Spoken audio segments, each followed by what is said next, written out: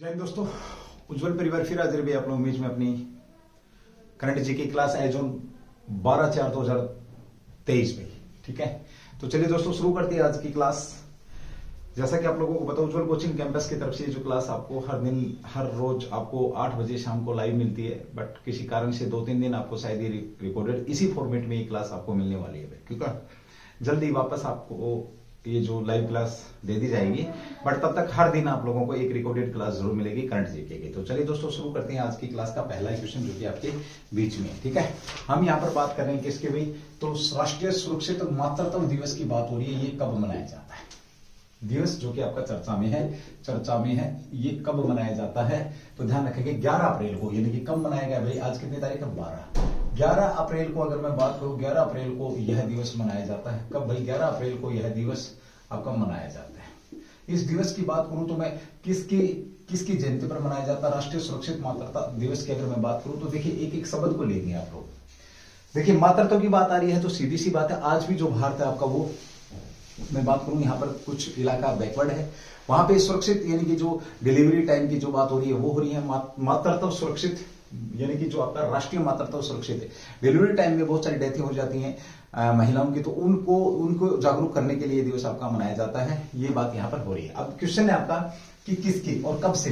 देखिए इसको मनाना कब प्रारंभ किया है, ये बड़ा शानदार क्वेश्चन आप लोगों का बन सकता है। तो 2003 से आरंभ किया गया है इस दिवस को मनाना भाई।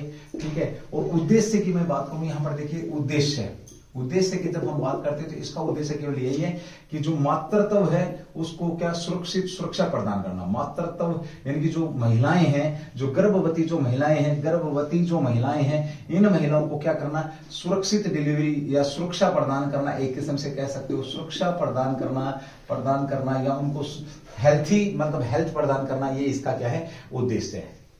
कब से शुरू किया? इसको 2003 से शुरू किया है। अब आपका आता है कि इसे किसकी जयंती पर, किसकी जयंती से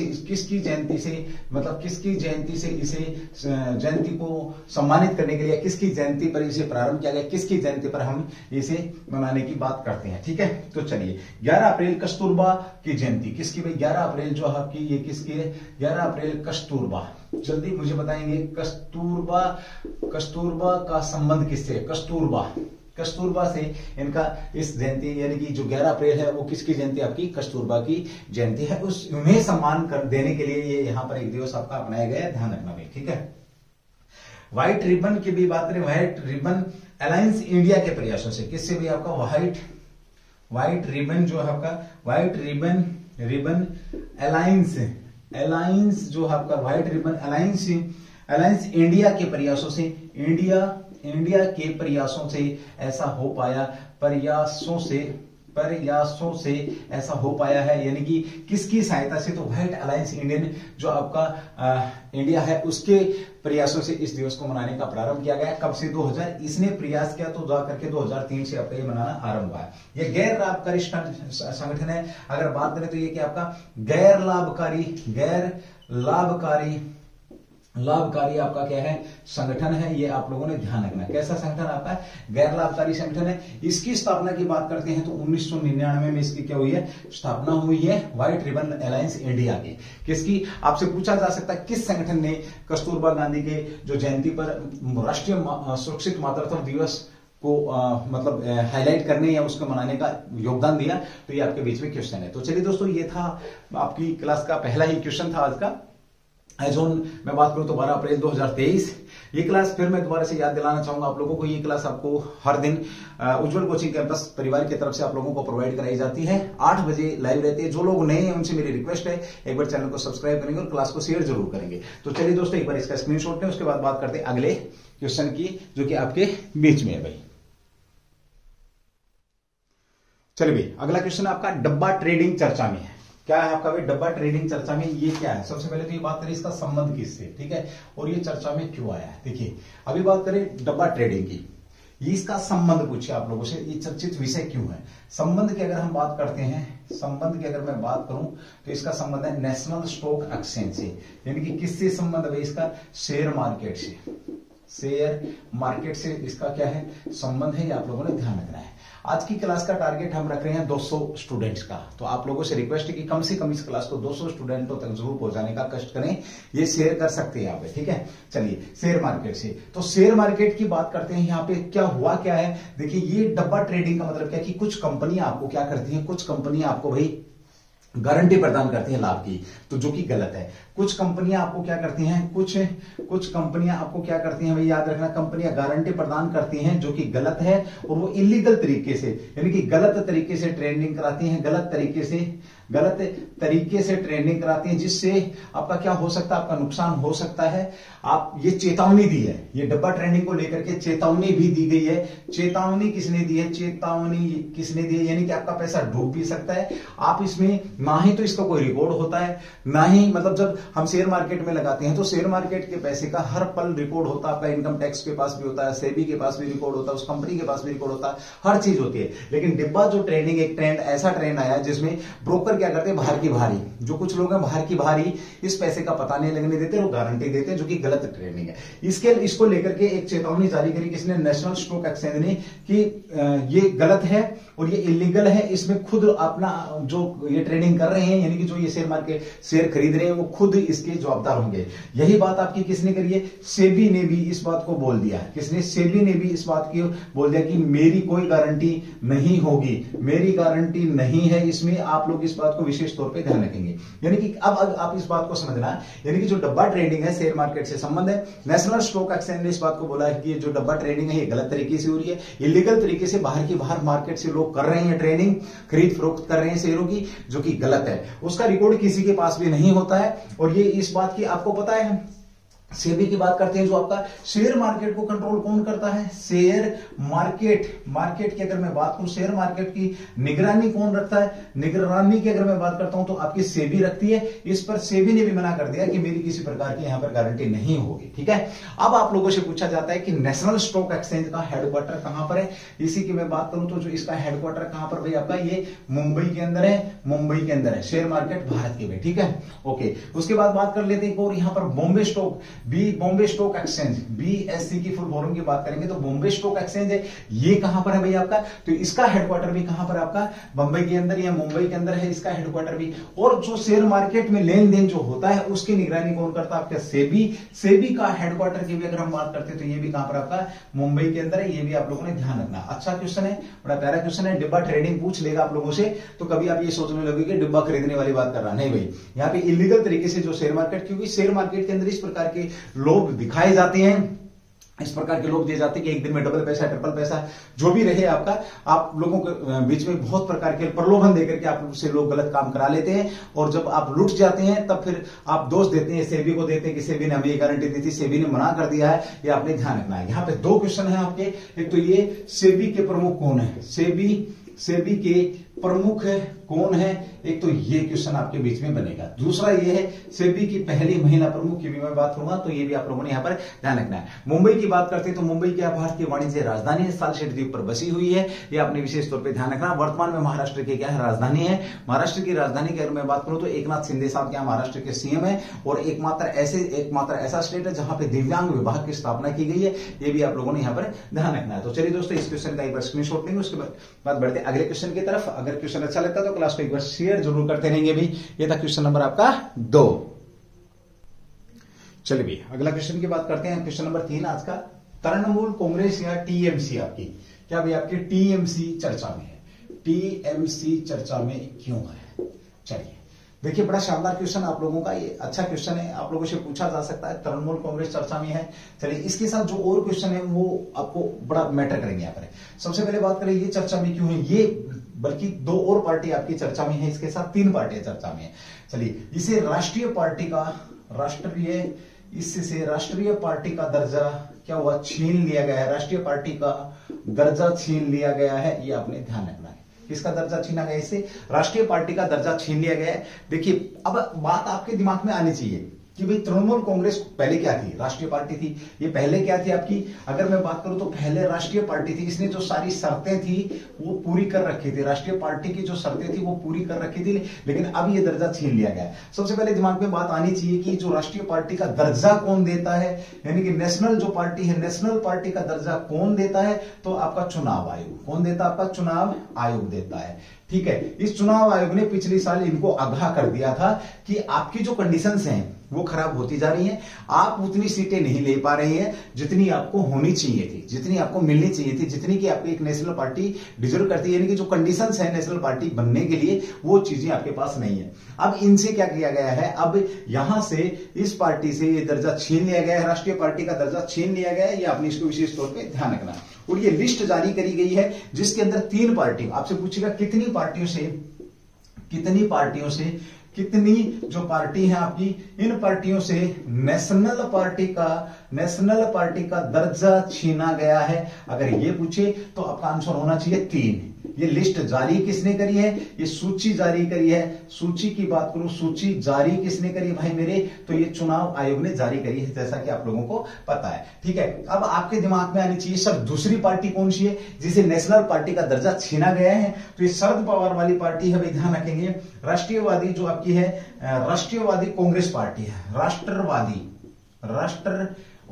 जो कांग्रेस पार्टी है आपकी, कांग्रेस जो पार्टी है, इस पार्टी का दर्जा छीना गया है। कि कौन सी आपकी ये शरद पवार वाली पार्टी है। इस पार्टी से भी ये नेशनल पार्टी का दर्जा क्या कर लिया गया है, नेशनल पार्टी का दर्जा वापस ले लिया गया है। ये आपने इसको ध्यान रखना है। ठीक है, ओके। और इस सूची के अंदर वर्तमान में आपकी जो पार्टी हैं, कितनी पार्टी हैं जो आपकी नेशनल पार्टी है वर्तमान में, तो 6 आपकी नेशनल पार्टियां यहां पर वर्तमान में हमें देखने को मिलती हैं। जिसमें मैं बात करूं बीजेपी तो है, एक आपकी कांग्रेस, नेशनल कांग्रेस है। ठीक है, एक आपका क्या बहुजन समाजवाद पार्टी है। एक नई पार्टी आपकी नेशनल पार्टी में शामिल किया गया है चुनाव आयोग के द्वारा, वो कौन, आपकी आम आदमी पार्टी। तो चलिए दोस्तों एक बार हम बात कर लेते हैं जो नेशनल पार्टी है वर्तमान में, आपकी नेशनल पार्टियां कौन कौन सी हैं। तो चलिए नंबर 1 की बात करूं मैं आप लोगों के बीच में, तो ये है आपकी भाई Bharatiya Janata party.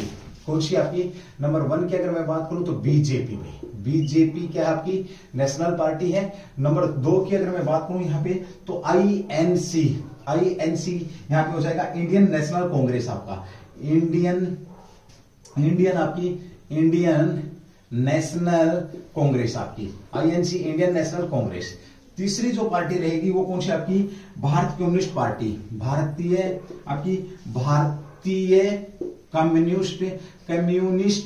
Communist party. भाई कौन सी पार्टी आपकी भारतीय कम्युनिस्ट पार्टी है। चौथी पार्टी जो आपकी नेशनल पार्टी है वो क्या आपकी नेशनल पीपुल्स पार्टी, ये है भाई आपकी एनपीपी है, आपकी नेशनल पीपुल्स पार्टी है। याद रखना नेशनल पीपुल्स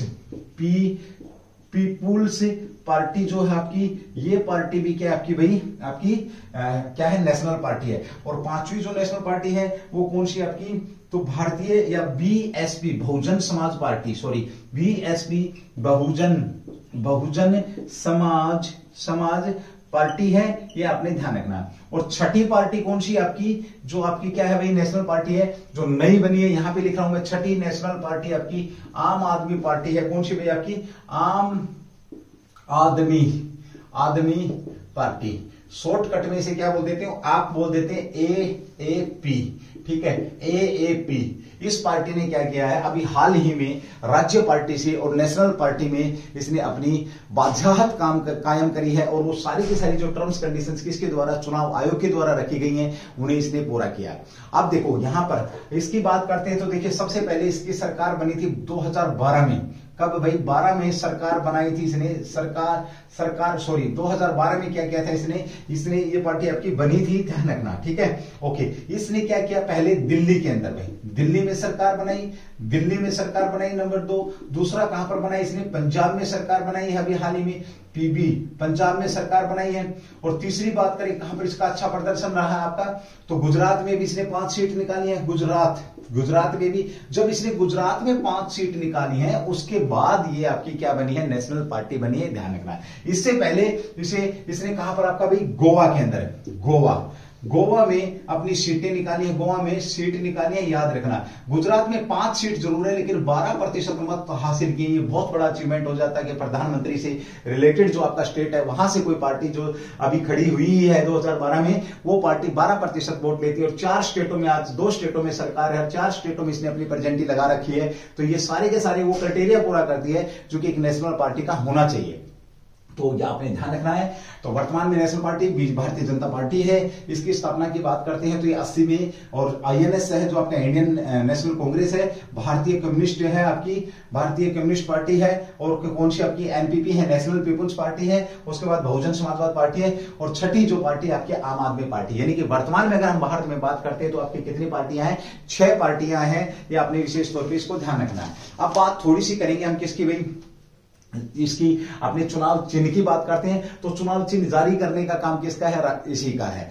किसी पार्टी को दर्जा देने का काम इसी का है। इसकी व्यवस्था कहां पर की गई है? चुनाव आयोग की व्यवस्था भारतीय संविधान में किस भाग में की गई है? ये क्वेश्चन मेरा इस क्वेश्चन पे आप लोगों के लिए, ठीक है। तो ये था आपका चुनाव आयोग। और वर्तमान में चुनाव आयोग के जो अध्यक्ष है, मुख्य चुनाव आयुक्त, चीफ इलेक्शन कमिश्नर कौन है? ये भी आपके बीच में क्वेश्चन बनेगा। तो ये खाली मैंने यहां पर पार्टी की बात करी, टीएमसी पार्टी को राष्ट्रीय पार्टी से बाहर कर दिया गया है। ये बंगाल, आपको वेस्ट बंगाल के अंदर पता है, दीदी वाली पार्टी है जिसको कि बाहर किया गया है राष्ट्रीय पार्टी से। बड़ा अच्छा क्वेश्चन है, आप लोग इसको नोट कर सकते हैं, या जो स्क्रीनशॉट लेना चाहते हैं वो मेरे बहन भाई इसका स्क्रीनशॉट ले सकते हैं। तो चलिए दोस्तों अगले क्वेश्चन की बात करेंगे। एक बार स्क्रीनशॉट लें इसका भाई।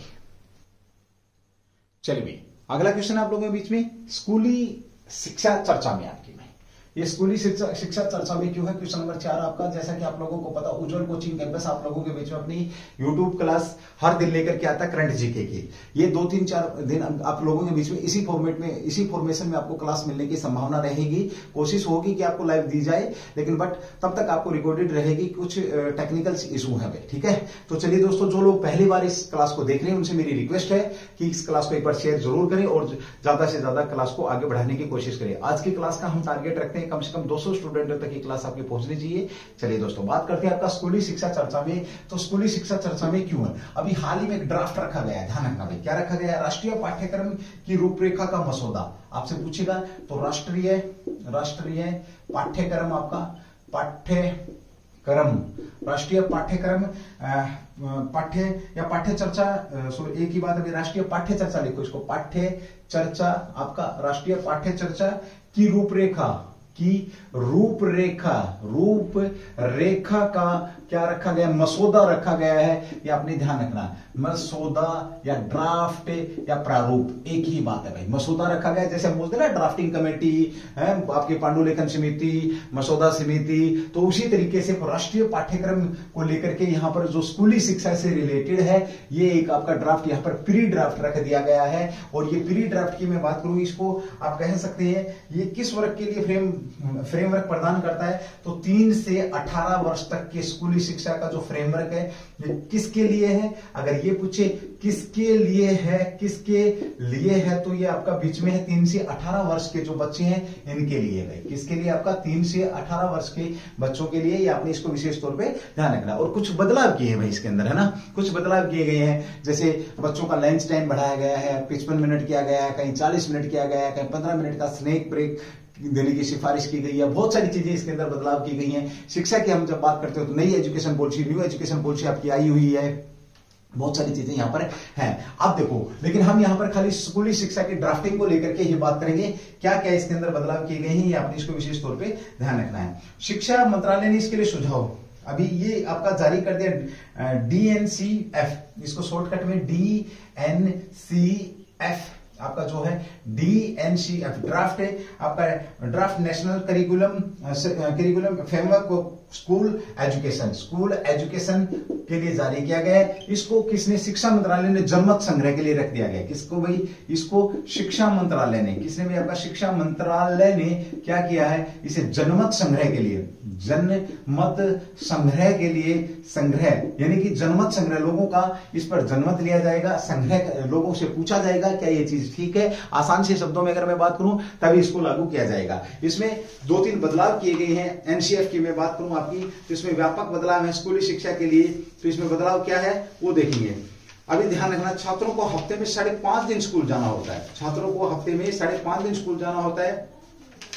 ओके, ये और पढ़ाई करनी होती है 5.5 दिन, यानी कि आपको पता है छात्र वर्तमान में कितने दिन 5.5 दिन स्कूल में जाते हैं, है ना, यानी कि 5.5 दिन कह सकते हो आप, 5.5 दिन। शनिवार जो होता है आपका, शनिवार क्या होता है आपका, शनिवार आपका हाफ डे होता है, हाफ डे होता है, ये आपको पता है क्या होता है आपका 1/2 डे, हाफ डे शनिवार होता है। तो 5.5 दिन हो गए स्कूल के लिए। अब इसमें क्या कर रहे हैं यहाँ पर, ये अगर मैं बात करूं आपकी, तो कक्षा कि अगर मैं 40 मिनट की क्लास होती है, 40 मिनट की क्लास की बात कही गई है, मिनट की क्लास कक्षा 9 और आगे के लिए 50 मिनट, यानी कि आपकी छोटे बच्चों के लिए जो क्लास रखी गई है कक्षा 9 तक की बात कही गई है, तो 40 मिनट की क्लास, उसके बाद के लिए 50 मिनट की जो क्लास आपकी इस क्लास की सिफारिश की गई है। पहले तो क्लास का टाइमिंग कम किया गया है आपके लिए, ध्यान रखें, टाइमिंग फिक्स किया गया, पहले 40 फिर 10 मिनट बढ़ाया गया, 50 मिनट का यहाँ पे फ्रेमवर्क जारी किया गया है। दूसरी बात यह की गई है कि शैक्षणिक वर्ष में आपका, किसमें जो शैक्षणिक जो वर्ष है, यानी कि जो आपका अभी एडमिशन शुरू हो चुके हैं, शैक्षणिक वर्ष की अगर मैं बात करता हूं तो प्रत्येक ईयर में 180 दिन आपका क्या रखा गया, टारगेट रखा गया, 180 स्कूल दिवस होने चाहिए, 180 स्कूल दिवस होने चाहिए। कौन से दिवस होने चाहिए भाई, स्कूल दिवस होने चाहिए 180, ठीक है, ओके, या 34 सप्ताह, सॉरी कितना भाई आपका 34 सप्ताह की बात करता है यहाँ पर, इतने दिन तो स्कूल के होने ही होने चाहिए, ये इसके अंदर फिक्स किया गया है। हालांकि 5.5 दिन की बात हो रही है यहाँ पे स्कूल की, एक तरफ वो क्या बोला कि मिनिमम जो आपकी 180 डेज होनी चाहिए स्कूली दिवस के भाई। ये इस नए जो एजुकेशन आपका जो पीरियड है उसके अंदर ये बात कही गई है। उसके बाद क्या कहा गया है, 15 मिनट का स्नैक आपका, 15 मिनट का क्या होना चाहिए, स्नैक ब्रेक होना चाहिए, यानी कि 15 मिनट का जो स्नैक ब्रेक है 15 मिनट का, ठीक है। उसके बाद 55 मिनट की बात मैं यहां पर करूं, 55 मिनट बड़े बच्चों के लिए 55 मिनट लंच की करी गई है, और छोटे बच्चों के लिए कितने 45 मिनट का लंच की बात हुई है, लंच 45 मिनट का होना चाहिए। इनका स्नैक ब्रेक दे दिया यहां पर कितना 15 मिनट का, और इन भाई लोगों का, बड़े जो बच्चे हैं उनको 55 मिनट का यहां पर क्या दिया गया, ब्रेक दिया गया है, आपका लंच ब्रेक। ये बात यहां पर कही गई है और इनको लागू किया कक्षा 9 से आगे के लिए। अगर मैं बात करूं तो 50 मिनट किया गया है, ब्लॉक अवधि 100 मिनट है। तो ये अभी आप लोगों ने इसको विशेष तौर पे ध्यान रखना। तो नई एजुकेशन पॉलिसी की बात करते हैं, एक बड़ा शानदार क्वेश्चन मैं यहाँ भी आप लोगों के लिए छोड़ूंगा, वो ये है कि नई एजुकेशन पॉलिसी ने किस एजुकेशन पॉलिसी को, यानी कि जो आपकी नई शिक्षा नीति है उसने किस शिक्षा नीति को बदली किया या किसका स्थान लिया, ये बड़ा प्यारा क्वेश्चन आपके बीच में है। तो चलिए दोस्तों इसका एक बार स्क्रीनशॉट लेंगे, उसके बाद बढ़ते हैं अगले क्वेश्चन की तरफ जो कि आपके बीच में है भाई। ओके भाई, अगला क्वेश्चन आप लोगों के बीच में जो परिवार की तरफ से बड़ा शानदार क्वेश्चन है, क्वेश्चन नंबर 5 भाई आपका। कौन सा है क्वेश्चन नंबर 5, मानव अंतरिक्ष उड़ान के लिए, मानव अंतरिक्ष उड़ान के लिए आपका दिवस, अंतरराष्ट्रीय दिवस चर्चा में भाई, अंतरराष्ट्रीय दिवस चर्चा में है, ये दिवस कब मनाया जाता है, मानव अंतरिक्ष उड़ान के लिए। बहुत प्यारा क्वेश्चन है, मानव अंतरिक्ष उड़ान की बात कराई, यानी कि जो पहली बार मानव अंतरिक्ष में उड़ान भरी उसकी बात हो रही है, उसको लेकर के यहां पर बात हुई है। तो सबसे पहले तो बात करते हैं कब आपका, आज ही 12 अप्रैल को भाई, 12 अप्रैल को ये आपका, अगर मैं बात करूं आज के दिन ही आपका 12 अप्रैल भाई, 12 अप्रैल को ये आपका दिवस मनाया जाता है, ये आपने ध्यान रखना है। पहली बार मानव ने कहा, कौन से मानव ने, तो यूएसएसआर सोवियत संघ रूस, 12 अप्रैल आपका एपीआर अप्रैल की मैं बात करूं, देखिए कब 1957 में पहले मानव ने अंतरिक्ष के लिए उड़ान भरी गई, ठीक है। तो 12 अप्रैल को आपका मानव अंतरिक्ष उड़ान के लिए अंतरिक्ष दिवस मनाया जाता है, ये आपने ध्यान रखना है। 12 अप्रैल को किससे संबंध रखता है, यूएसएसआर, इसको हिंदी में आप बोल सकते हैं सोवियत संघ, जो आपका रूस की बात हो रही है, और रूस तो हाईलाइट है भाई वर्तमान में, है ना, यूक्रेन और रूस के बीच जो वार चल रहा है वो हाईलाइट है, पूरा आपका 1 साल से ज्यादा का समय हो चुका है, आपने इसको विशेष तौर पे ध्यान रखना, ठीक है। उपग्रह, पहला उपग्रह अंतरिक्ष उड़ान के लिए पहला उपग्रह यहां पर प्रक्षेपित किया था 12 अप्रैल 1957 को। मानव नहीं गया था भाई, मैं शायद मानव बोल गया हूं, तो पहला जो पहला उपग्रह, मानव निर्मित उपग्रह, पहला मानव निर्मित उपग्रह भाई, निर्मित उपग्रह या सैटेलाइट उपग्रह को क्या किया गया, पहला मानव निर्मित उपग्रह को लॉन्च किया था। इसका नाम मुझे अगर कोई बता देगा तो मैं मान जाऊंगा, ठीक है। बिना देखे आप अपना लेवल चेक करिए एक बार कि किस प्रकार के क्वेश्चन आप लोगों के बीच में रहते हैं दोस्तों, और आप लोगों के लिए उज्जवल परिवार बहुत मेहनत करता है, और जो लोग नए हैं उनसे फिर मेरी एक बार रिक्वेस्ट है, वो एक बार चैनल को सब्सक्राइब करके क्लास को आगे फॉरवर्ड जरूर करेंगे, ठीक है। तो मानव निर्मित उपग्रह आपका पहला 12 अप्रैल 1957 को किसके द्वारा छोड़ा गया, सोवियत संघ रूस के द्वारा, और इसका नाम मैं पूछना पूछना चाहता हूं 12 अप्रैल को आपका ये मानव अंतरिक्ष उड़ान के लिए अंतर्राष्ट्रीय दिवस की बात यहां पर होती। मानव अंतरिक्ष उड़ान के लिए अंतर्राष्ट्रीय दिवस मनाया जाता है आपके बीच में। एक और दिवस मनाया गया है आपका 10 अप्रैल को भाई, 10 अप्रैल को एक दिवस मनाया गया है। तो 10 अप्रैल को कौन सा दिवस मनाया गया, ये भी आपने विश्व होम्योपैथी दिवस भाई। कौन सा विश्व आपका याद रखना भाई, विश्व होम्योपैथिक आपका होम्यो है ये आपका होम्यो, विश्व होम्योपैथी दिवस, होम्योपैथी दिवस मनाया गया है। ये भी आपका कब मनाया गया है, अप्रैल में। विश्व होम्योपैथी दिवस आपका कब मनाया गया है, तो 10 अप्रैल को मनाया गया है। इसको लेकर के भी आपने ध्यान रखना है। अगला क्वेश्चन यहाँ पे किसकी याद में मनाया गया, मैं यहां पर नोट करूंगा। ये जो आपका दिवस है, ये वाला दिवस यहां पर आप है तो जर्मन चिकित्सक थे भाई आपके, जर्मन चिकित्सक हैं, जर्मन चिकित्सक, उनकी मैं बात करूं यहां पर जयंती, चिकित्सक जर्मन चिकित्सक है, उनकी जयंती पर मनाया गया, जयंती पर मनाया गया, या मैं ये कहूं उनकी जयंती को सम्मानित करने के लिए, उनको सम्मान देने के लिए, सम्मान कहां के आपके जर्मन के चिकित्सक हैं, उनकी बात हो रही है यहां पर। चिकित्सक का नाम क्या था, सैमुअल हैनीमैन की जयंती। किसकी भाई ये चिकित्सक का नाम, तो चिकित्सक कौन आपके, सैमुअल आपके, सैमुअल याद रखना भाई, सैमुअल सैमुअल हैनीमैन की जयंती पर ये दिवस आपका मनाया गया था। संबंध कहां से इनका, जर्मन, और जर्मन के चिकित्सक है। और 10 अप्रैल को विश्व होम्योपैथिक दिवस आपका मनाया गया है। 12 तारीख को आपका पहला मैं बात करूं मानव अंतरिक्ष उड़ान के लिए ये दिवस अंतर्राष्ट्रीय दिवस मनाया जाता है आपका। और पहला मानव निर्मित उपग्रह को लॉन्च किया था, किसके द्वारा लॉन्च किया गया था, तो भाई और बहनों ये आपको पता है यूएसएसआर के द्वारा। बस एक छोटा सा क्वेश्चन है, जो क्वेश्चन नहीं है ये तो आप लोगों को पता होना ही चाहिए कि उसका नाम क्या था। ये आप लोगों के बीच में क्वेश्चन बहुत शानदार यहाँ पर बन जाता है। ठीक है, तो चलिए दोस्तों अगले क्वेश्चन की बात करेंगे, जो कि आपके बीच में पूछा जा सकता है। इसका एक बार आप क्या लेंगे, स्क्रीनशॉट में, ताकि मैं अगले क्वेश्चन को आप लोगों के बीच में लेकर के आऊंगा। ठीक है, चलिए बड़ा प्यारा क्वेश्चन अगला भी आप लोगों से पूछा जा सकता है, इसका भी विशेष तौर पे ध्यान रखेंगे। तो चलिए दोस्तों अगला क्वेश्चन नंबर 6। ओके भाई, अगला क्वेश्चन आपके बीच में, ये भी बड़ा प्यारा क्वेश्चन है, आप लोगों से पूछा जा सकता है। ईदू मिस्मी चर्चा में आपका, ईदू मिस्मी चर्चा में है, तो ये क्या है। सबसे पहले तो बात करूं भाई आपकी, ये क्या है, जनजाति है, जनजाति है। इसका संबंध कहां से है, तो अरुणाचल प्रदेश से है। ध्यान रखना भाई, कहां से है, प्रदेश से। ये जनजातियों के लिए विशेष क्या प्रसिद्ध है आपका, जनजातियों के लिए क्या है, प्रसिद्ध है। ये जनजाति का संबंध पूछे, इदू मिस्मी जनजाति, देखिए डायरेक्ट पूछ लेते हैं कि इस जनजाति का संबंध किस स्टेट से है, तो आपने इसको विशेष तौर पे ध्यान रखना, अरुणाचल प्रदेश से। इसकी अपनी क्या है, इसकी अपनी विशेष संस्कृति है, इसकी अपनी विशेष संस्कृति है, विशेष संस्कृति और अपनी क्या प्रथाएं हैं। ठीक है, विशेष मान्यताएं हैं। अब ये चर्चा में क्यों आई, तो इसलिए अभी हाल ही में एक टाइगर रिजर्व का क्या किया है, ये विशेष तौर पे, चलिए 2-3 चीजें लिखेंगे। ये आपकी विशेष तौर पर अगर मैं बात करूं तो ये बाघ और हुलाक गिबंस से गहराई से जुड़ी है। क्या ये वन्य जीवों से ये क्या गहराई से जुड़ी हुई है, गहराई से उनको लेकर के चिंता करती है, गहराई से जुड़ी है। ध्यान रखना भाई, उनसे जुड़ी है। पहली बात करूं किससे, बाघों से, विशेष तौर पे बाघ प्लस आपके क्या है, हुलाक गिबंस से। हुलाक जो है आपका, हुलाक गिबंस क्या होता है भाई, बता सकता कोई स्टूडेंट मुझे, तो कमेंट्स करके बताएगा। हुलाक जो गिबंस है आपका, गिबंस से ये आपकी क्या है, जुड़ी हुई है, गहराई से, दिल से जुड़ी हुई है, बाघ और हुलाक गिबंस से।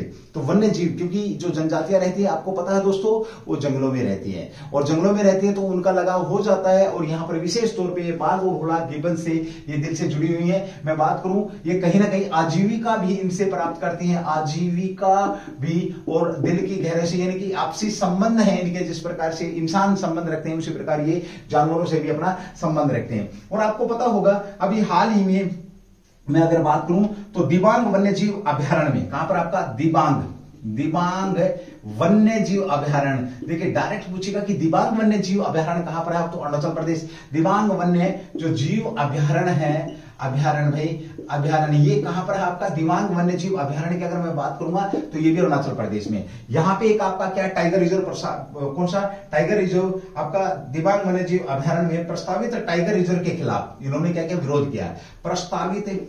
प्रस्तावित टाइगर जो रिजर्व है, टाइगर रिजर्व जो है आपका, इसके खिलाफ इन्होंने क्या किया है, विरोध प्रदर्शन किया है, विरोध क्या क्या प्रदर्शन किया है, ये आपने ध्यान रखना है, ठीक है।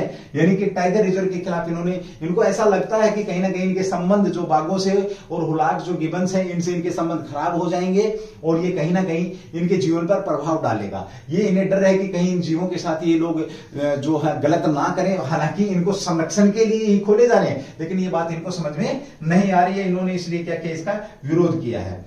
एनटीसीए के तहत एक वैधानिक, एनटीसीए की मैं बात करूं यहां पर नेशनल टाइगर कंजर्वेशन अथॉरिटी, ये आपका क्या करती है, नेशनल टाइगर कंजर्वेशन अथॉरिटी जो है ये आपके इस प्रकार की जो टाइगर रिजर्व है उनकी बात यहां पर करती है। एक आपका टाइगर प्रोजेक्ट भी था, ये तो होगा इंदू मिसमी की बात हो गई है। इंदू मिसमी विरोध कर रही है, कहां पर, आपका अरुणाचल प्रदेश में। अरुणाचल प्रदेश को लेकर के एक और ध्यान रखना, अभी हाल ही में 13 स्थानों का नाम बदली किया है। किसने भाई, आपका चीन ने अरुणाचल प्रदेश के 13 स्थानों का नाम बदली किया। ऐसा पहली बार नहीं हुआ, पहले भी ऐसा 3 बार ऐसा कर चुका है चीन में आपका, ठीक है। अपनी आदत से बाज नहीं आ रहा, लेकिन भारत ने भी अपनी आंखें और अपने तेवर दिखा दिए कि ये हो नहीं सकता जो तू चाह रहा है, ठीक है। वो इसको दक्षिण तिब्बत का हिस्सा मान करके अपना हिस्सा कहने की बात करता है, लेकिन ये संभव नहीं है, उसके लिए असंभव है। चलिए एनटीसीए की बात करता हूं मैं, तो ये क्या आपका राष्ट्रीय बाघ संरक्षण प्राधिकरण, ये भाई आपका राष्ट्रीय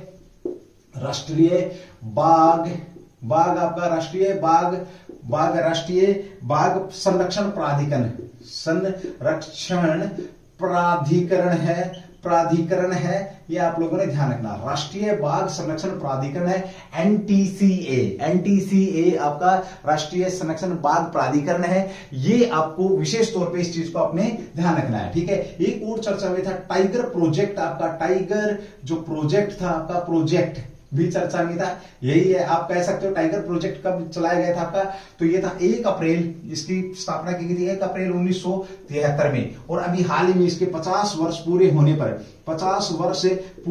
पर आपके जो नरेंद्र मोदी साहब हैं वो गए थे भाई, कहां पर, आपके कर्नाटक मैसूर के अंदर गए थे।